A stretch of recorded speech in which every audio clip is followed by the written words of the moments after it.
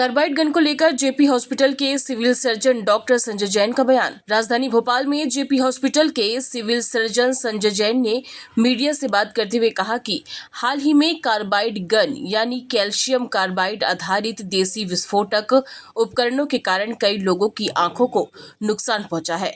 वैसे इस तरह की जो भी चीजें मार्केट में आती हैं उनको बैन करना चाहिए। बेसिकली इस टाइप के जो वो हैं जो भी पटाखे हैं उन कायदे से तो उनको प्रतिबंधित होना चाहिए। और अगर ऐसे केसेस हमारे यहाँ तो जेपी हॉस्पिटल में तो कोई केस नहीं आए हैं। मेडिकल कॉलेज में कुछ केस एडमिट हुए हैं, उनकी आंखों की रोशनी गई है।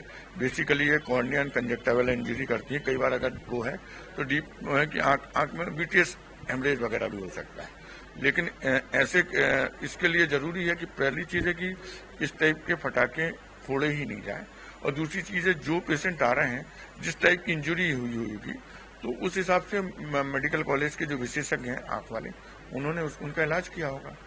बस मैं यही कह सकता हूँ क्योंकि और जिसकी रोशनी गई है, अगर किसी की रोशनी गई है तो उसके लिए अलग तरह से वो किया जाएगा। अगर देखिए अगर बेसिकली अगर कंजक्टिवल इंजरीज है तो वो है, कॉर्निया इंजरी है तो कॉर्निया ट्रांसप्लांट हो जाता है तो वो ठीक हो जाती है।